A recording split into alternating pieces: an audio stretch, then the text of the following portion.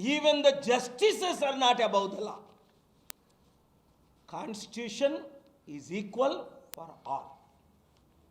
దయచేసి ఇక్కడ 3 విషయాలు గమనించండి. ఈ హైడ్రా ప్రాజెక్టు విషయంలో ఒకటి, ఎవరు ఈ నదులు, కాలువలు, పాండ్స్ ఆక్యుపై చేశారు అంటే రాజకీయ నాయకులు. వారిలో ఒకరినైనా రేవంత్ రెడ్డి గవర్నమెంటు ప్రాసిక్యూట్ చేసిందా? లేదు. 2, ఎవరు బిల్డ్ చేశారు ఈ ప్రాపర్టీని? రాజకీయ నాయకుల ద్వారా కొని బిల్డర్స్ని కానీ కన్స్ట్రక్ట్ ఇంజనీరింగ్స్ని కానీ ఈ హైడ్రా వచ్చిన తర్వాత ఒకరినైనా జైల్లో పెట్టారా? పనిష్మెంట్ చేశారా? శిక్షించారా? లేదు. 3, కలెక్టర్లు, officers, revenue officers, planning officers అందరూ ఎంతోమంది పర్మిషన్లు ఇచ్చారు ఈ కట్టడానికి. ఒక్కరినైనా ఇచ్చారా? లేదు. 100,000 కోట్లు విలువైన ప్రాపర్టీల్ని, ముఖ్యంగా నాగార్జున లాంటి, పల్లవరాజు లాంటి ఆంధ్రా నుంచి వచ్చి ఇక్కడ సెటిల్ అయిన వారిని ఫోకస్ చేస్తున్నారు, టార్గెట్ చేస్తున్నారని ఆరోపణ. ఎవరైనా సరే వారు చట్టానికి ఎవరు గొప్పవారు కారు. రేవంత్ రెడ్డి కూడా చట్టానికి లోబడి ఉండవలసిందే. సరి అయిన సమయానికి నోటీసులు ఇచ్చారా? లేదు. నోటీసులు ఇచ్చిన తర్వాత సమయం ఇచ్చారా?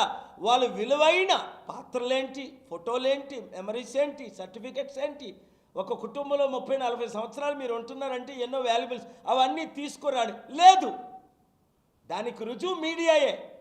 మీడియాలో మనం చూస్తున్నాం నిష్పక్షపాతంగా వాళ్ళు నెత్తి నోరు కొట్టుకుంటున్నారు, సూసైడ్ చేసుకుంటున్నారు అంటున్నారు, నన్ను అప్రోచ్ అవుతున్నారు.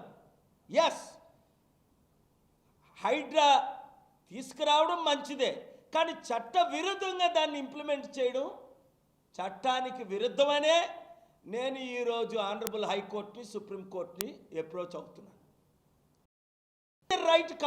రైట్ కాదని వాళ్ళు ఒప్పుకొనే జీవోని ఇప్పుడు ఎమెండ్ చేస్తున్నారు. మరి ఇప్పటి వరకు జరిగిన అన్యాయం ఎవరు బాధ్యులు? రేవంత్ రెడ్డా? తెలంగాణ గవర్నమెంట్ 8 లక్షల కోట్ల అప్పు ఉన్నది. ఎవరు ప్రశ్నిస్తారు ఈ విధంగా? ఓ కేసీఆర్, కేటీఆర్ మాట్లాడితే ఇది రాజకీయం అని అందరికీ తెలుసు. అక్కడేమో లడ్డూ వివాదం 3 నెలల కిందట తెలిస్తే ఇప్పుడు దొంగ చచ్చిన 6 నెలలకు కుక్క మొరిగిందని, అక్కడ ఫెయిల్యూర్ అయిపోయారని లైవ్లు ఇస్తున్న వాళ్ళందరినీ దేవుడు దీవించగాక, ఇవ్వని వాళ్ళందరికీ దేవుడు బుద్ధి చెప్పి లైవ్లు ఇచ్చేటట్టు చేయను కాదు. ఎందుకంటే నాకంటే ప్రశ్నించేవాడు ప్రపంచంలో లేడు. మీ కొరకు ఇది, మీ పిల్లల కొరకు, మీ భవిష్యత్తు కొరకు. ఎస్, ఇల్లీగల్ కన్స్ట్రక్షన్ రాంగే. నదుల్ని, కాలువల్ని మనం కాపాడకపోతే, పార్కుల్ని, అది రాంగే. ఐడియా బాగుంది, మరి ఈ ఐడియా వెనకతల ప్లాన్ బాగోలేదు, ఇంప్లిమెంటేషన్ బాగోలేదు, చట్ట విరుద్ధం అని వాళ్ళకి తెలిసిపోయింది. అందులో కోర్టులో స్టే ఉంటుండగా కొన్ని విషయాల్లో ముందు అమెండ్మెంట్, ఇంత పెద్ద కట్టడాన్ని కూల్చడం ఎవడైనా కూల్చేస్తాడు. కొత్తగా 4 మెషిన్లు తీసుకొచ్చాడట, డ్రైవర్కి 2.5 లక్షల శాలరీలు అట. ఎందుకంటే ఆడు 15 నిమిషాల్లో కూల్చి పడేస్తున్నాడట.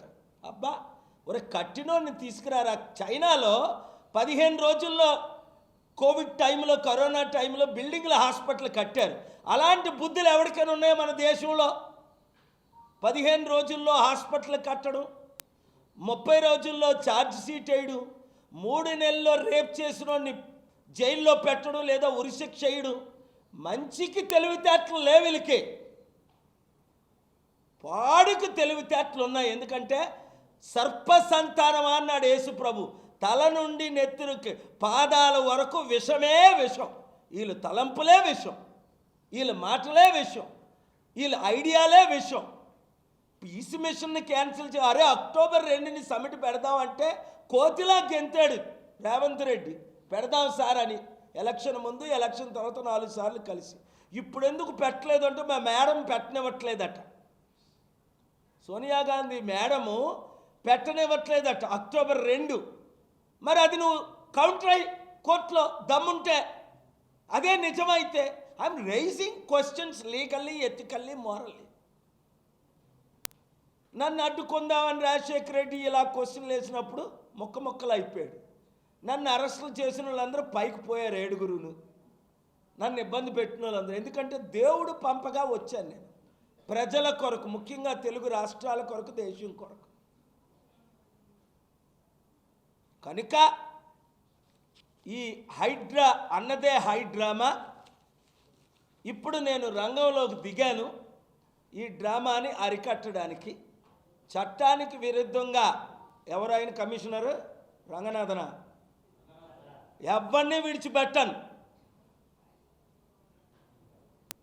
చూసారా, వచ్చిన తర్వాత 3 IPS సస్పెండ్ నోటీసులు వెళ్ళాయి.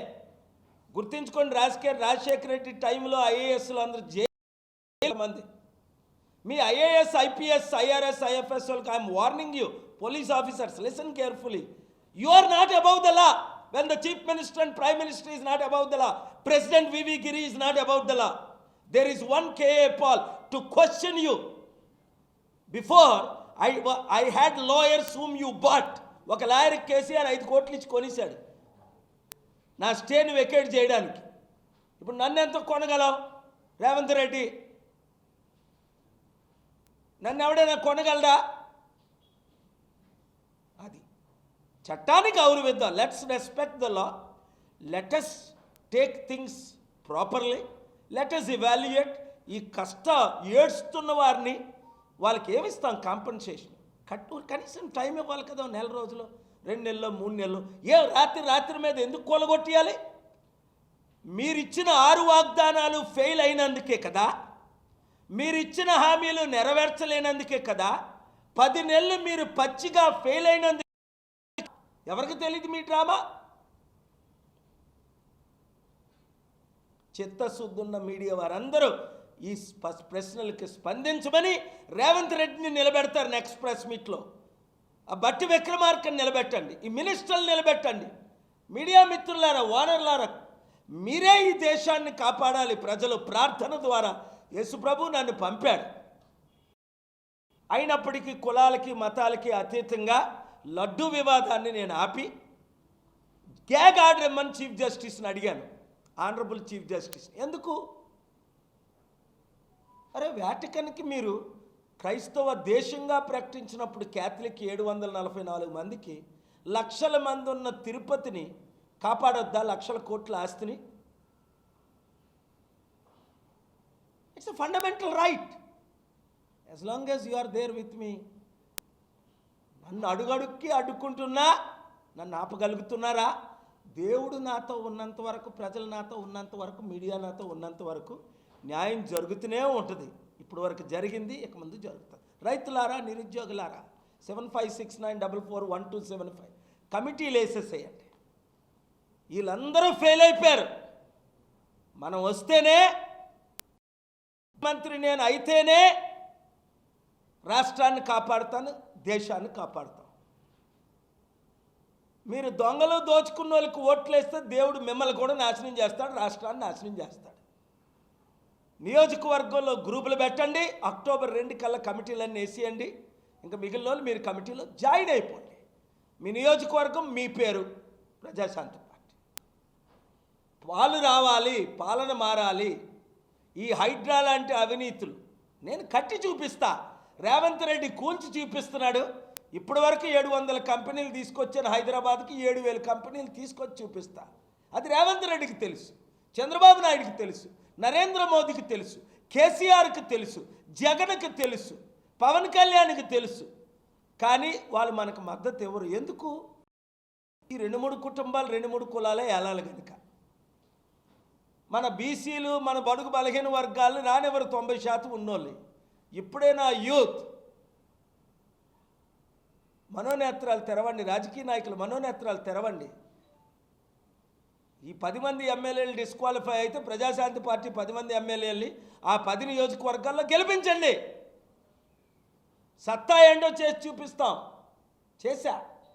ప్రపంచంలో 8 ఫీల్డ్లో నెంబర్ 1 అయ్యాం. God bless you. Thank you very much.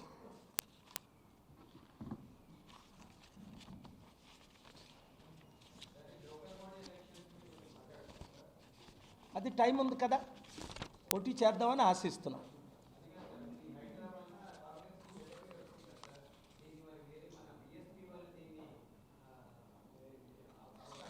చూడండి, ప్రజలు మూర్ఖులు. ప్రజలందరికీ తెలుసు ఇప్పుడున్న 3 పార్టీలు అవినీతి పార్టీలని. బీజేపీ దేశంలో most corrupt party in the world 54 years. KCR కుటుంబ పాలన అయిపోయింది. ఇది తేలిపోయింది. 100% అయిపోయింది. ఒక 20 ఎక్కువైతే 30%.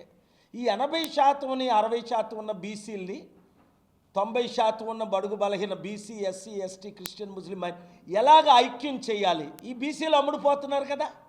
ఇప్పుడు కాంగ్రెస్ పెద్ద హైడ్రామా ఆడింది. బీసీకి పీసీసీ చీఫ్ ఇచ్చి 12 మంది ముఖ్యమంత్రులు రెడ్లు చేసి ఈరోజు మేము బీసీకి పోస్ట్ ఇస్తామంటే ఎవరు నమ్ముతాడు? ఈ దొంగలే, మూర్ఖులు తప్ప. ప్రజలు, ముఖ్యంగా నిరుద్యోగులు, యూత్ అంతా నాతో నిలబడుతున్నారు. ఇంకా నిలబడండి. మీతో ఉన్నాను రాత్రి పగలు, మీరు నాతో ఉండరా? మనం కలిసి ఉంటే తెలంగాణ, తెలుగు రాష్ట్రాలు, ఆంధ్రప్రదేశ్ బాగుపడదా? అక్కడ స్పెషల్ స్టేటస్ తీసుకొస్తాం. స్టీల్ ప్లాంట్ అమ్మకుంటా ఆపాం. ఈ 2 నేనే చేశాను. ఇలాంటి 20 చేసాం. 15 ఆర్డర్స్ తీసుకొచ్చాం. అందుకే ఆ మూసీ పర్యాంతంలో 20,000 మంది ఇల్లులు కూల్చేస్తున్నారనే నేను హైకోర్టుని హౌస్ మోషన్ అడుగుతున్నాను ఈరోజు ఈవినింగే. అందుకే సడన్గా ఈ ప్రెస్ మీట్ పెట్టడం. నేను అన్నది ఇప్పుడు నేను చెప్పాను కదా, ఎవరు అతిథులు కారు. ఇప్పుడు చేస్తుంది చట్ట విరుద్ధంగా చేస్తున్నారని రుజువులు చేశారు. ఇంతవరకు ఇలాగ ఎవరు ఫైల్ చేయలేదు, మాట్లాడలేదు. ఇప్పుడు నేను ఫైల్ చేస్తున్నాను. మాట్లాడి చూడు, డబుల్ బెడ్రూమ్ ఇల్లు ఇస్తానన్నారు. మొదటి దానికి మొగుడు లేడు, కడదానికి కళ్యాణం. అప్పుడు దాకా ఈయన ముఖ్యమంత్రి ఉంటాడు 3 నెలల తర్వాత. ఈ డ్రామాలన్నీ ఎందుకు? ఇప్పుడు ఎంత అప్పు చేశారు? అప్పు చేసి పప్పు కూడా అంటారు ఒక పెద్ద ఆయన. ఇది అప్పు చేసి పప్పు కూడా కాదు. అప్పు చేసి బిర్యానీ, స్పెషల్ బిర్యానీలు, లగ్జరీలు, వెకేషన్ హోమ్స్, దుబాయ్లో ఇల్లులు, 1000 కోట్లు దోపిడీలు.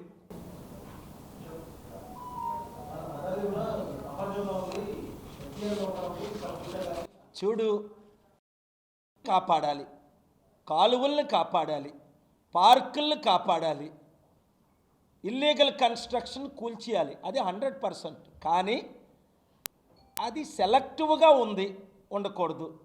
నోటీసులు ఇవ్వకుండా, టైం ఇవ్వకుండా చేస్తున్నారు, చేయకూడదు. ఇలాంటి డెసిషన్స్ రాంగ్ చేసినందుకు జీవో అమెండ్ చేస్తున్నారు. ఇప్పుడు నేను 3 నెల రోజుల నుంచి చెప్తున్నాను, దీని గురించి ఫైట్ చేస్తున్నాను, కానీ కోర్టుకి వెళ్ళలేదు. ఇందులో కొంత మంచి ఉందని. కానీ ఎప్పుడైతే మంచి చెడుగా మారి ఇంకా పాపం ఆకాశానికి చేరుకుంటుందో దేవుడి ద్వారా కోర్టుల ద్వారా